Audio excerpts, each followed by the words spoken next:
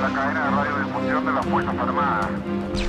Desde las 10:30 horas se ha requerido rendición de Salvador Allende y ante la negativa de se inició ataque aéreo y terrestre contra La Moneda. Con esta acción se persigue evitar derramamiento de sangre. Los procesos sociales y con el crimen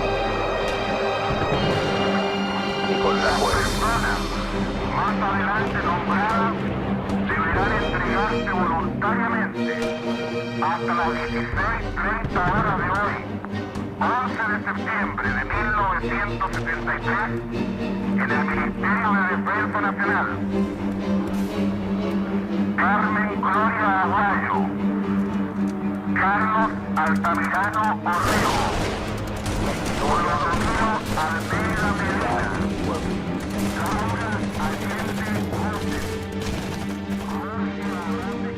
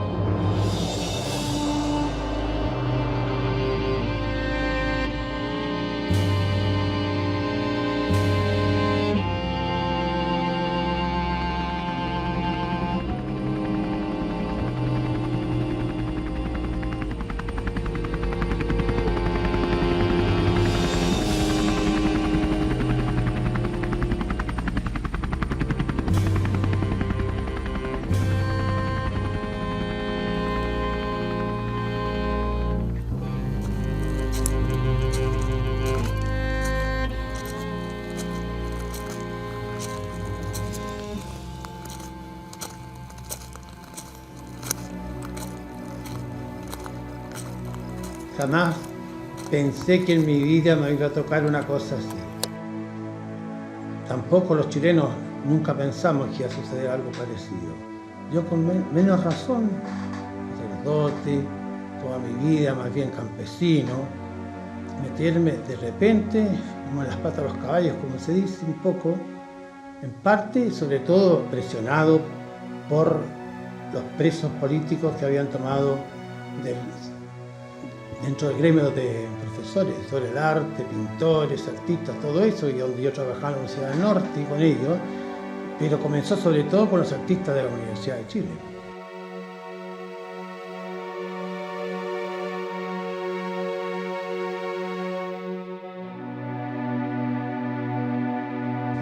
Por eso yo me sentí como solidarizar más con ellos. Y no había capellán en la cárcel, ni siquiera para los presos comunes. Y como las cosas, yo me di cuenta que se iban creciendo y creciendo, yo mismo me fui a presentar al arzobispo a decirle, por favor, monseñor, no hay asesor, no hay un capellán en la cárcel. Y las cosas se están poniendo muy crueles, muy duras. Entonces, por un bando militar, esa misma tarde me nombraron capellán de la cárcel.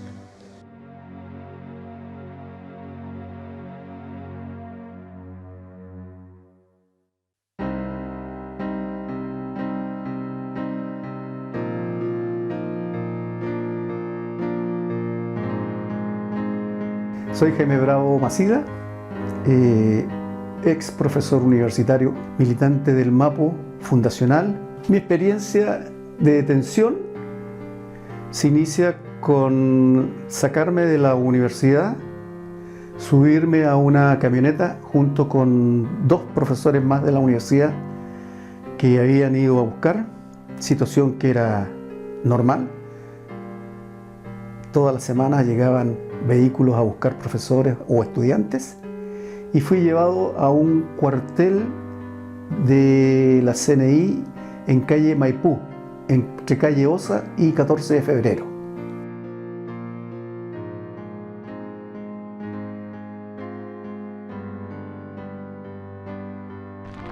Mi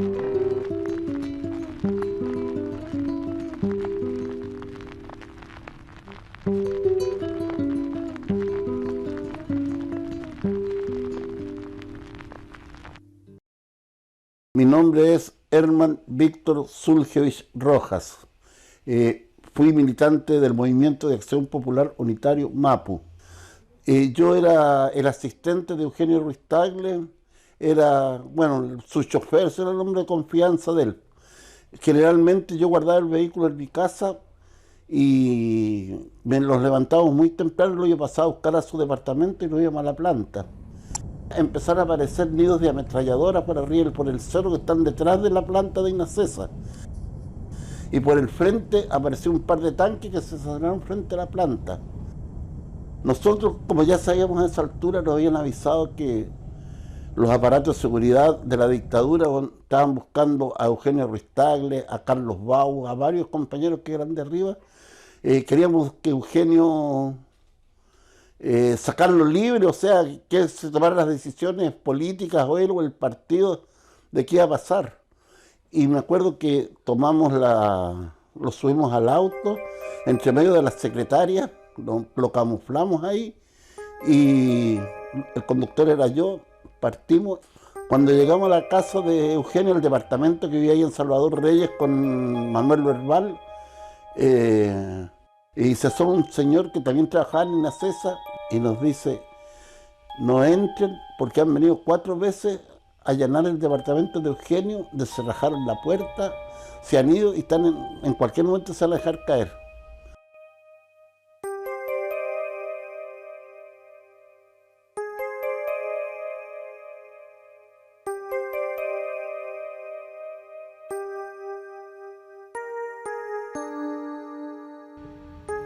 Soy Juan Ruz. Al momento del golpe de Estado estaba en Antofagasta y era dirigente regional del MAPU. En tal calidad me presenté a la intendencia de Antofagasta. Allí me encontré con Héctor Vera. En la época Héctor había sido vicerrector de la Universidad del Norte de Antofagasta.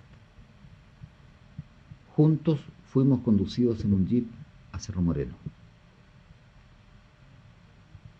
En el trayecto se nos trató como a cualquier persona, conducidos en un vehículo de la Fuerza Aérea, pero a la llegada fuimos bajados del vehículo a culatazos y luego se nos dieron órdenes de poner nuestras manos sobre nuestras cabezas y primero caminar rápido y luego correr, adentrándonos hacia el desierto mientras nos ametrallaban por la puerta.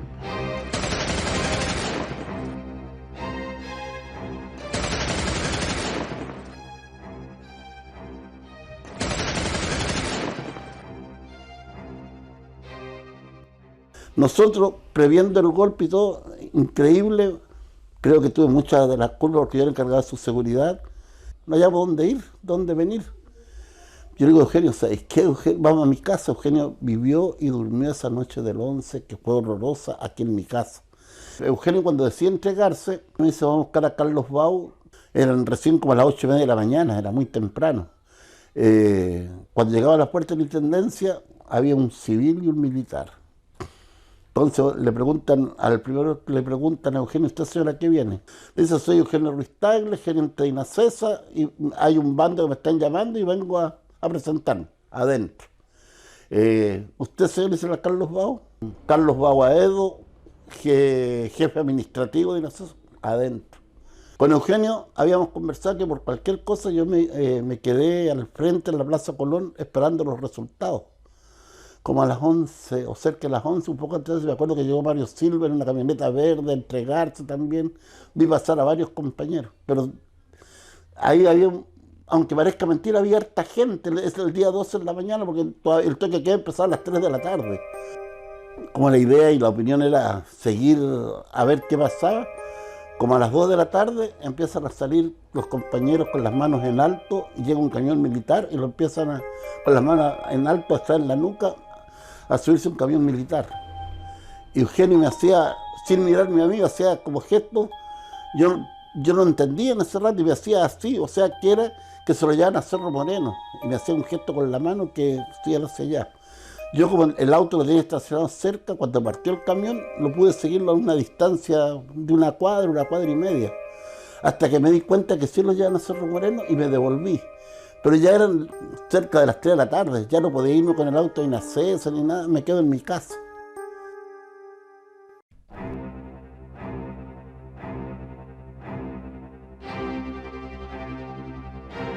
Se me pone una venda en los ojos y se me tapa la cabeza con una especie de saco. Y se me lleva a un segundo o tercer piso, en una pieza en donde soy amarrado a una mesa y se inicia todo un proceso de sometimiento, de tortura, de golpes y corrientes. Yo creo que por alrededor de 3-4 horas. El trato fue vejatorio como a la mayor parte de los presos políticos de la época. Esto incluye maltrato, torturas, golpes indiscriminados, corriente administrada en los órganos sexuales o en la boca, en distintas zonas del cuerpo. Yo fui maltratado y ciertamente fui testigo de otros detenidos también particularmente maltratados. Allí ocurrió exactamente una situación que posteriormente ha sido representada en una querella contra el ex jefe del Estado Mayor de la FACH, el general Gabrieli. En efecto, en presencia de todos nosotros, Gabrieli maltrató de forma brutal a Ruiz-Tagle, con golpe de pie propinado de frente, con bototos militares, que obligó a Ruiz-Tagle a doblarse prácticamente en dos y a caer al suelo, donde lo siguió golpeando. Ese es un caso que fue públicamente conocido y que denunciamos Carlos Bau, Héctor Vera y yo. Con posterioridad, digo, entre el 18 y el 19, fuimos trasladados a la cárcel de Antofagasta.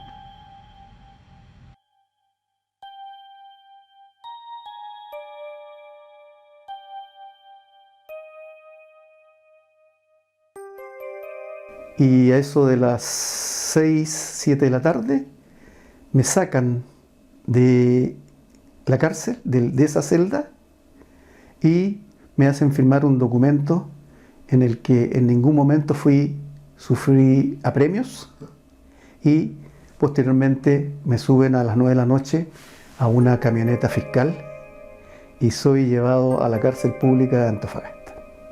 Y al otro día soy trasladado a un patio general en donde se encontraban numerosos estudiantes de la universidad que también ya habían sido arrestados.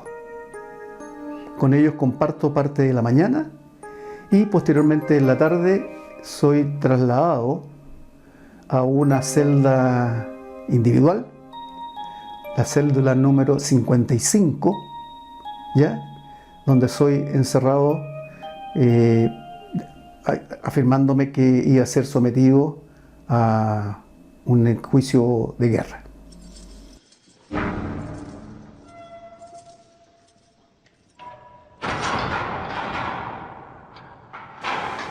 Estuve muy poco tiempo en la cárcel.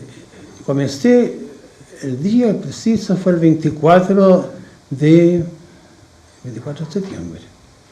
En la cárcel. Ya había comenzado antes a enterrar muertos yo, eso sí, de la Universidad del Norte y todo lo demás. El día 19 de septiembre fue la primera, con todo embanderado por los dos lados, la 14 de febrero al cementerio, lleno de banderas. Ahí íbamos nosotros con los primeros muertos a enterrarnos, chiquillos jóvenes de la Universidad del Norte, un jardinero, y etcétera, para allá. Así que había comenzado antes ya. La cárcel, como digo hoy, el 24 de septiembre pude ya comenzar a visitar a los presos. Allí me reuní con varios otros detenidos, entre los cuales estaba el alcalde de Antofagasta, el intendente a la época, y otros dirigentes del Partido Socialista y del MAPO. En aquella ocasión yo continué las vinculaciones esporádicas con otros detenidos con quienes habíamos compartido esta misma situación en Cerro Moreno. Entre ellos estuvo esta particular situación o encuentros entre Eugenio Ruiz Tagle, con ocasión de que bajábamos a determinadas horas al baño a hacer nuestras necesidades, o bien a lavarnos temprano en la mañana. En una o dos oportunidades al día bajábamos y se daba la coincidencia que nos cruzábamos en algún momento entre nosotros. Por tanto, me consta de una manera nítida en qué situación estuvo Eugenio Ruiz Tagle mientras fue detenido también en la cárcel de Antofagasta.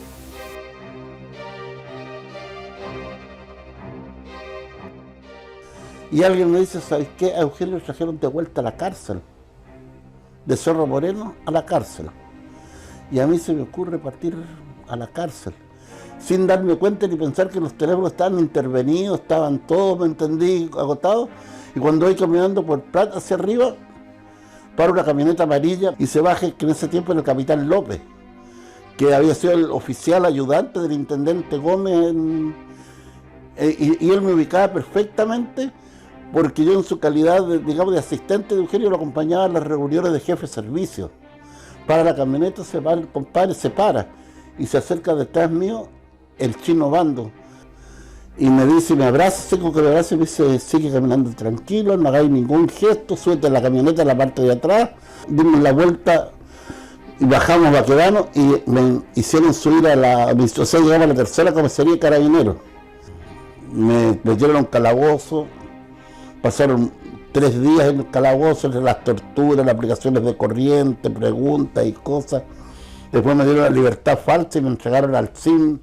El CIN me metió en un vehículo cerrado, le venía donde iba, pero cuando nos separó el furgón que nos llevaba, que era todo cerrado, rápidamente, porque no me vendaron la vista, me di cuenta que lo llevaban a investigación, donde estaba investigación en ese tiempo. Ahí funcionaban, ahí me metieron para adentro, en una celda, con un cuartucho chiquitito, sin luz, sin agua, sin nada, con una canaleta, sin un borde, para hacer nuestras necesidades, donde nadie te dejan solo, no te preguntan nada, hasta que de repente escuché a Germán Sulf y decía, yo, fulano, adentro, contra la pared, se me pone una capucha por la espalda, te amarran de pies y manos con los brazos abiertos, te bajan la ropa, te echan agua, te empiezan a aplicar cable corriente en los testículos y en los oídos a la vez, como te digo, una historia más o menos. Los gendarmes fueron realmente impresionantemente generosos, buenos, todos los presos lo decían, pero el terror era cuando en la noche llegaban los militares, ¿no? La noche de ese viernes, la madrugada de ese viernes, con gran pena, a eso del amanecer, sentimos ruidos de disparos, escuchamos disparos que daban la sensación de que alguien estaba siendo fusilado. Me tocó un fusilamiento dentro de la cárcel, de otro GAP, eso sí, a mí. Primera vez que eso que fue para mí atrozmente duro. Y el fusilamiento fue, yo llegué ya a las 11 de la noche y el fusilamiento fue como a las 4 de la mañana.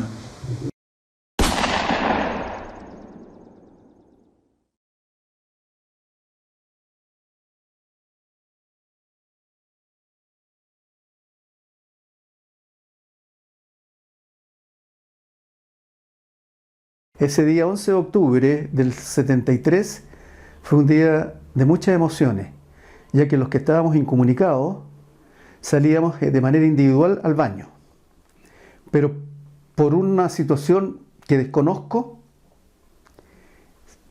sacaron a Eugenio, Ruiz Tagle, por un lado, y a mí me sacaron también.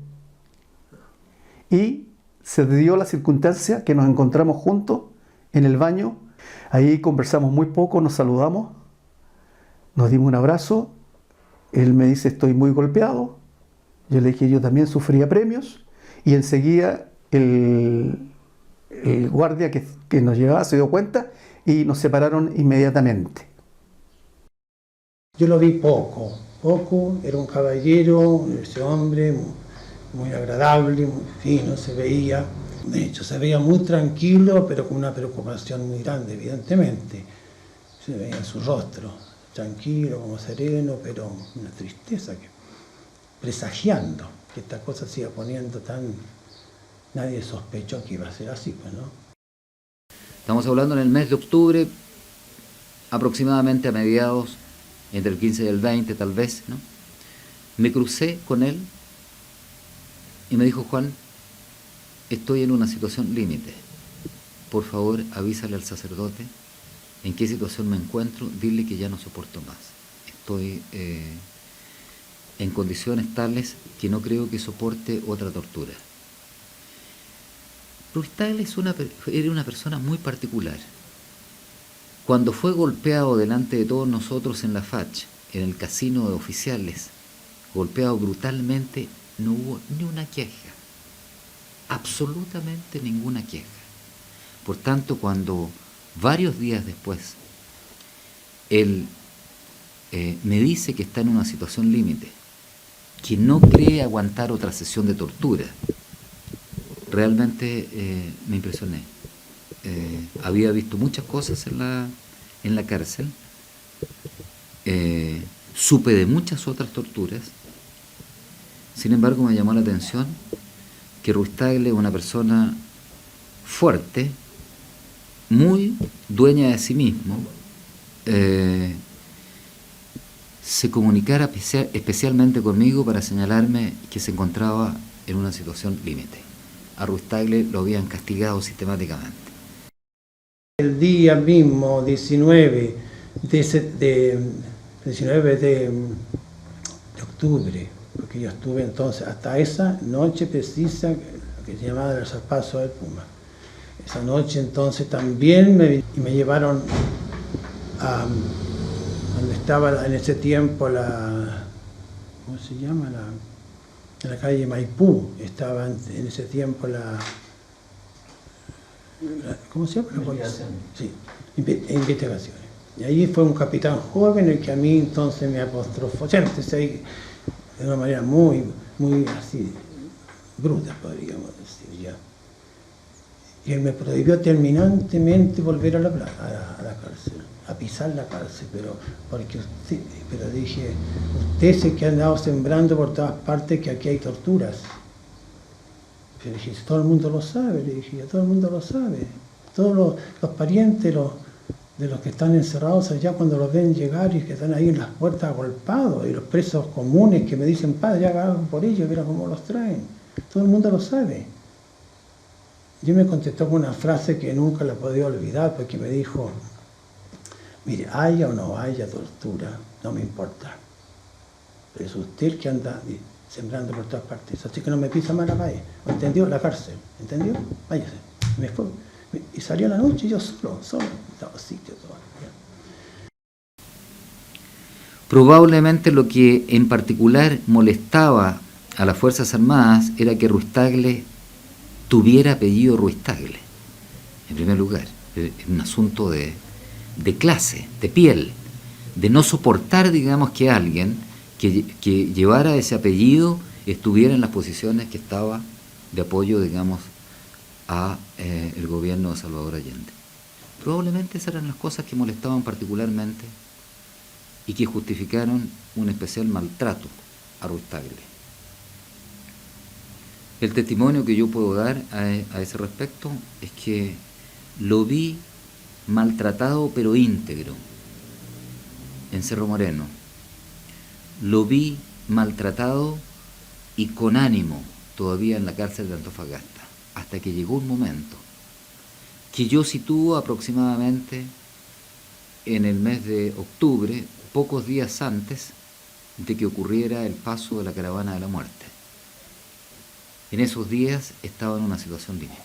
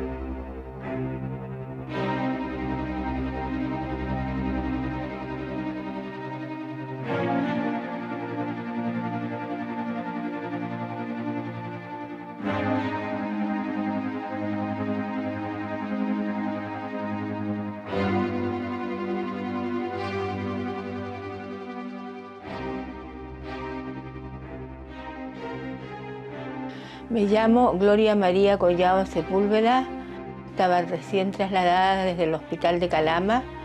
Mi hermano Arturo era dirigente del MAPU, del puerto. Yo tenía turno de noche esa noche, porque yo soy matrona. Y yo trabajaba en el 5º piso y en la anatomía patológica estaba el doctor Mamerto Gorena a cargo, el jefe. Y me dejó pasar, por eso los vi, porque en realidad estaban hasta en la calle, ahí en la morgue antigua. Eugenio tenía el cuello quebrado, tenía el globo ocular izquierdo, no lo tenía, se lo sacaron. Tenía la nariz fracturada, la mandíbula inferior rota, tenía múltiples quemaduras de cigarrillos en el cuerpo, tenía las huellas de alambres de púa en las muñecas, sangrantes. Fue con un ensañamiento, los trituraron, sí, que prefiero ni siquiera acordarme de eso porque la maldad del ser humano en su máxima expresión.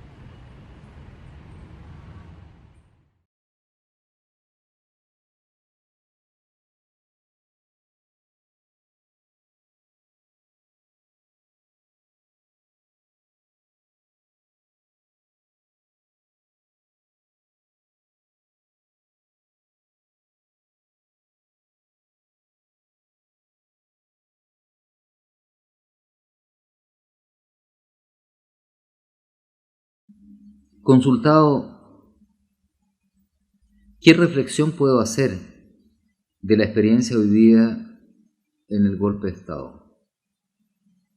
y el conjunto de consecuencias que ello arrastró consigo. Para todos, para quienes fuimos detenidos y maltratados y para quienes fueron nuestros torturadores. Evidentemente, las cosas no son en blanco y negro, compartimos en cierta forma responsabilidades, pero completamente desiguales. La Unidad Popular fue un proyecto que fue hermosísimo en muchos aspectos. Un proyecto que al mismo tiempo tuvo sus debilidades, sus bemoles. La Unidad Popular fue un proyecto en un discurso, quizás para el cual no teníamos todos los elementos para concretarlo. O sea, teníamos un discurso, pero no teníamos todos los medios para llevarlos a cabo. En ese proyecto nos comprometimos, de ese proyecto vivimos, fueron nuestros ideales. Cometimos errores, de eso no me cabe la menor duda. Pero no se puede comparar los errores cometidos por nosotros con el tamaño genocidio y respuesta que hace las Fuerzas Armadas en Chile. Hay una responsabilidad histórica por el maltrato vejatorio, la persecución hasta la muerte y más allá de la muerte, escondiendo los cadáveres de los detenidos desaparecidos. Esto se puede expresar de múltiples maneras. Lo importante es que ocurrieron un conjunto de hechos de una magnitud tal que para nuestra generación, sin duda, nos ha marcado para toda la vida. ¿Qué consecuencias sacar de esto? La primera y más importante o decisiva para mí es que hay que restituir la veracidad de los hechos.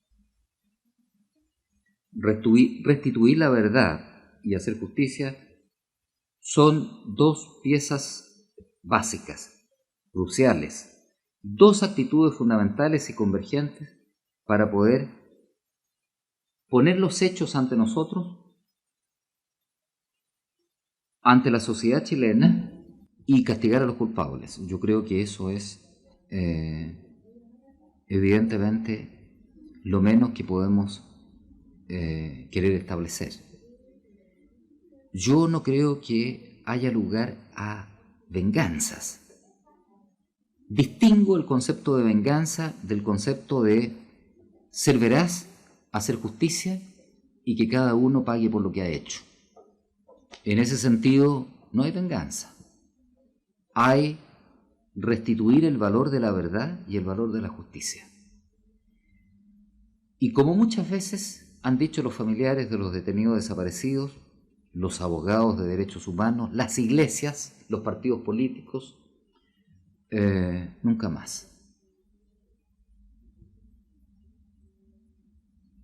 Eso quiere decir, nunca más queremos tener un Chile en el cual efectivamente se vuelva a producir esta situación.